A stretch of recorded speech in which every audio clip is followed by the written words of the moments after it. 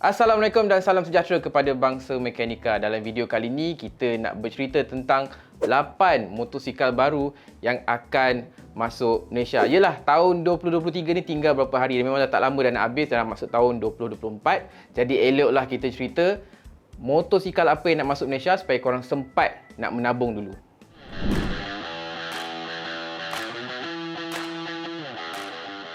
Pada tahun 2021, Menteri Pengangkutan YB Anthony Loke ada bagi tahu yang waktu tu penjualan motosikal mencecah sekitar 500,000 dan kemudian setahun kemudian angka tu meningkat secara mendadak kepada 720,000. Jadi ada peningkatan sekitar 200,000 kat situ. Sebab apa? Ada pelbagai faktor, walaupun MCO, tapi sebab waktu tu kerajaan ada bagi banyak insentif kepada rakyat, air lestari, air sinar dan sebagainya. Jadi daripada faktor tu kita tahu motosikal memang antara pengangkutan utama rakyat Malaysia. Jadi kami rasa masuk tahun 2024, tahun ni juga kami rasa angka tu akan berada dalam lingkungan yang sama. Atas faktor tu, untuk memudahkan korang yang nak cari motor, kami senaraikan 8 motosikal yang masuk Malaysia tahun depan. Tapi sebelum tu, kepada yang baru tengok video kami di YouTube ni, jangan lupa like, share dan subscribe serta jangan lupa tekan butang loceng.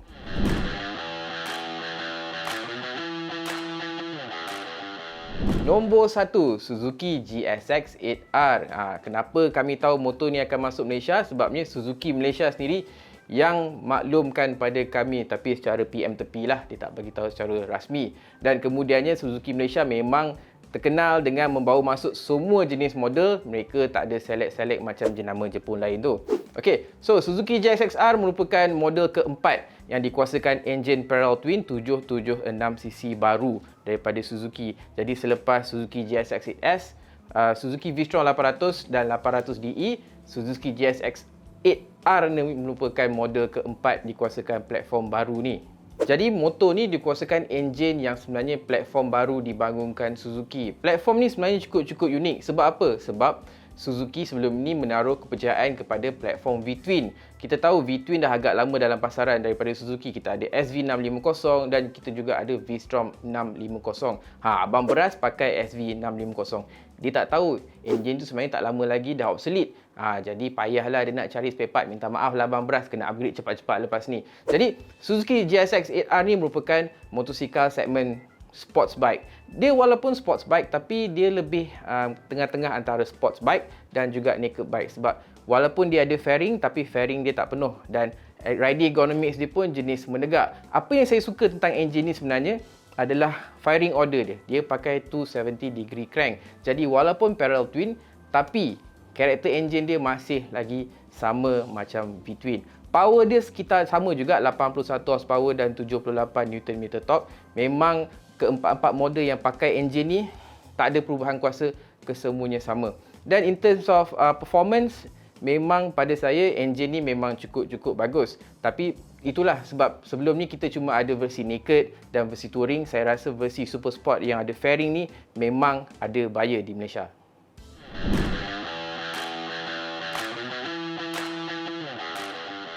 Nombor 2, Suzuki GSX S1000GX. Nak sebut pun penuh.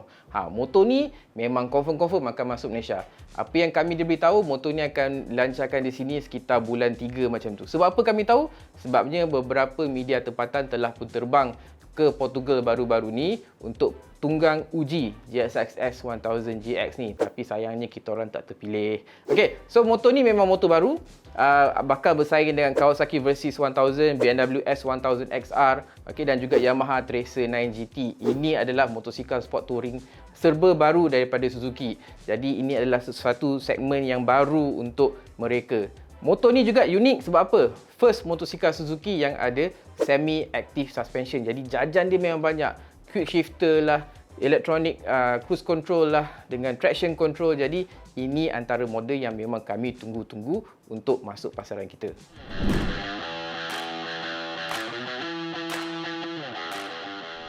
Nombor 3, Kymco AK550. Ini antara skuter maxi yang memang kita orang tahu akan masuk Malaysia. Sebab apa? Baru-baru ni 70 pemilik Modenas Elegant 250EX telah dijemput Modenas ke kilang mereka di Gurun, Kedah. 70 orang ni diberi peluang untuk melihat depan mata mereka Kymco AK550. Kami korek, kami diberitahu motor ni sebenarnya dijadualkan untuk pelancaran di Malaysia pada Januari 2024. Jadi kita orang sendiri pun tak sabar. Sebab apa? AK550 ni sebenarnya adalah pencabar sebenar kepada Yamaha T-Max yang Abang Jaafar sendiri pernah pakai dulu.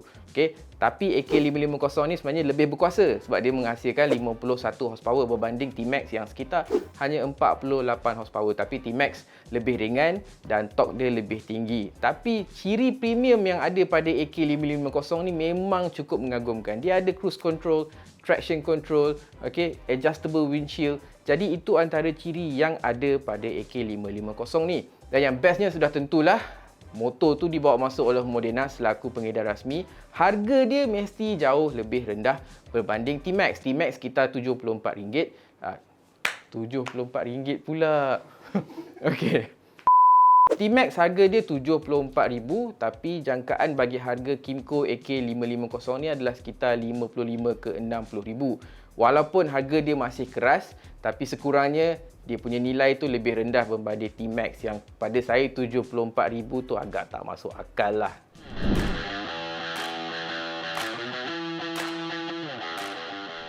Nombor 4, Kymco DTX 250. Okey, jadi tadi kita dah cerita tentang Kymco AK550 yang tu motor atau model yang flagship daripada Kymco. Tapi DTX 250 ni lebih mampu milik sebab apa? Sesaran enjin dia hanyalah 250cc single cylinder dan dia menghasilkan sekitar hanya 23 horsepower dan 23.6 Nm torque. Reka bentuk dia pun tak berapa fancy atau nampak gah macam AK550. Tapi pada saya, Kymco DTX 250 ni pastinya akan memberi saingan hebat seperti Yamaha X-Max 250 dan W Moto RT3 S yang ada dalam pasaran ketika ini. Yang pastinya Kymco DTX 250 ni harga dia akan jauh lebih rendah lah berbanding X-Max. X-Max sekarang pun walaupun Yamaha umum harga recommended dia sekitar RM19,000 tapi kalau pergi kedai harga jualan dia lebih daripada itu. Ada yang cecah sampai RM23,000, RM24,000, RM25,000. Jadi Kymco DTX 250 ni pastinya sekitar anggaran berbelas-belas macam tu. Tapi buat masa ni apa yang kami diberitahu, model ni belum pasti lagi sama ada dijual di bawah lencana Modenas atau akan mengekalkan batch Kymco tu.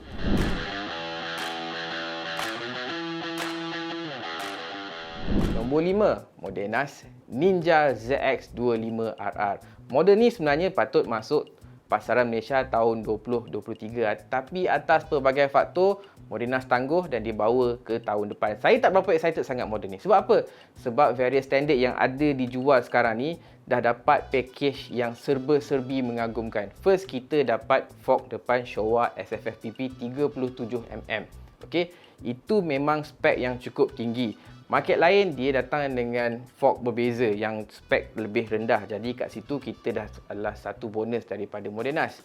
Jadi apa yang kita akan dapat pada ZX25RR hanyalah dibezakan dengan monoshock belakang yang hadir menerusi Showa BFRC atau Balance Free Rear Cushion. Okey, monoshock tu sebenarnya adalah monoshock sama yang guna pakai pada Kawasaki ZX-10R superbike yang flagship tu lah 1000cc tu. Okey, tapi pada saya monoshock tu tidak bawa beza banyak melainkan korang cadang nak bawa ZX25RR ni masuk track. Tapi untuk daily, untuk layan bukit tinggi, genting dan sebagainya di hujung minggu, variant 25R SE tu dah memadai. Dan of course enjin dia pun sama. Enjin 4 inline menghasilkan sekitar 48 hingga 51 horsepower bergantung pada ram air. Korang boleh tengok video kita orang sebelum ni yang mana Abang Jaafar bawa ZX25R tu pergi pasang exhaust Revoke. Atas dyno dia dapat 41 horsepower, lepas pasang dapat dalam 45-46 macam tu kan. Jadi itu adalah angka atas dyno. Angka yang Kawasaki bagi 48-50 horsepower tu adalah atas crank. Jadi itu adalah perbezaan dia lah. Okay? Tapi kalau tanya saya in terms of power, memang ZX25R dengan 25RR ni sama saja, tak ada beza.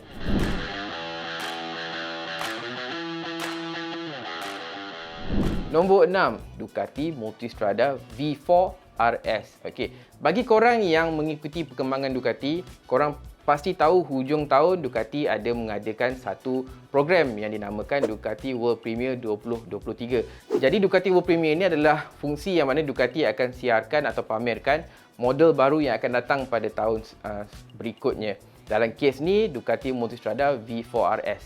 Jadi Multistrada sebenarnya ada banyak varian. Ini adalah varian kelima. Bayangkan ada 4 lagi sebelum tu. Tapi apa yang membezakan V4RS ni adalah enjin dia.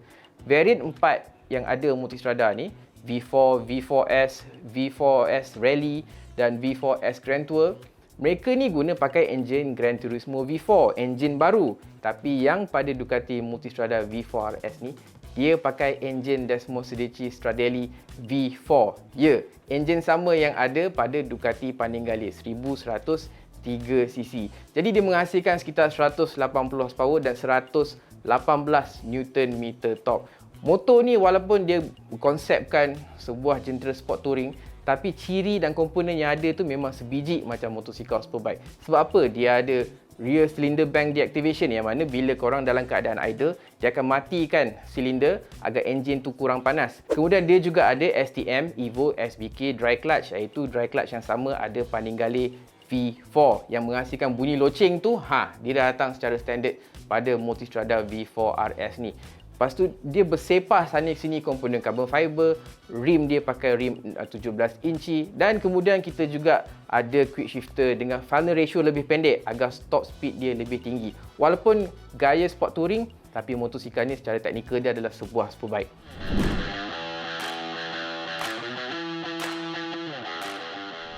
Nombor 7, Ducati Hypermotard 698. Okey, ni sebenarnya adalah motosikal yang very good news untuk peminat supermoto di Malaysia. Sebab apa? Sebelum ni korang cuma disajikan dengan KTM 690 SMC, Husqvarna 701 dan Gas-Gas 700 SM. Walaupun ada banyak pilihan, tapi ketiga-tiga model ni dikuasakan enjin yang sama. Jadi technically semua motor ni adalah motor yang sama. Jadi kat sinilah fungsi Ducati Hypermotard 698 sebab korang ada choice yang baru. Jadi Ducati Hypermotard 698 ni dikuasakan platform serba baru dibangunkan Ducati. Platform ni adalah percubaan pertama Ducati dalam memasuki pasaran supermoto. Macam saya cakap tadi, dalam market sekarang ni kita cuma ada KTM, Husqvarna dan Gas-Gas. Jadi kat sini Ducati memainkan peranan untuk menjatuhkan dominasi tiga-tiga jenama ni dalam segmen supermoto. Kenapa saya rasa motosikal ni mampu melakukannya? Sebab apa? Sebab motor ni merupakan supermoto yang paling berkuasa dalam segmen dia dengan 77.5 horsepower dan 64 Nm torque. Macam mana diorang capai angka yang sangat-sangat tinggi? Sebabnya enjin Super Quadro Mono 659cc ni diambil daripada Super Quadro V-Twin 1299 Panigale. Sebab itulah horsepower dia cukup tinggi. Dan of course sebab dia enjin Ducati, dia pakai valve atau injap desmodromic. Jadi kelebihan injap desmodromic ni korang boleh rev pada angka yang lebih tinggi berbanding enjin yang pakai valve spring. Tak cukup dengan itu, Ducati Hypermotard 698 ni memang jentera yang sangat-sangat ringan. Berat keseluruhan dia hanyalah 151 kg. Malah enjin tu sendiri hanya 7.2 kg.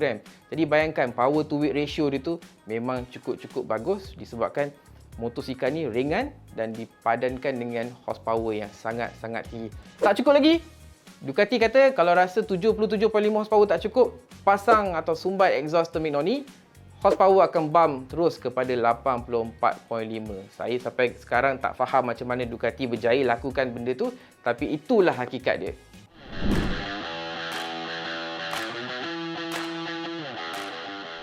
Nombor 8, kita dah sampai kepada model yang terakhir yang kami jangka akan masuk Malaysia, iaitu skuter maxi Moda Shifter 400X. Okey, baru-baru ini telah berlangsungnya MotoGP Malaysia. Siapa yang pergi Lita Antarabangsa Sepang waktu tu dan masuk ke booth Suzuki, korang akan nampak satu motosikal skuter maxi warna putih yang sorang-sorang je dalam booth tu. Okey, terang-terang dengan nama Moda. Sebenarnya Moda ni adalah jenama tempatan baru yang akan diperkenalkan pihak AFI Mobility Industries atau AMI. AMI ni merupakan pengedar rasmi jenama Suzuki di Indonesia. Jadi diorang kata kami akan perkenalkan Moda sebagai jenama tempatan baru menyertai Modenas, Aveta dan W Moto. Dekat sinilah, okey. Jadi model pertama yang diorang akan perkenalkan adalah Moda Shifter 400X ni. Ini merupakan model yang di-rebatch semula daripada Dayang Bore ADV 350 yang dipasarkan di China.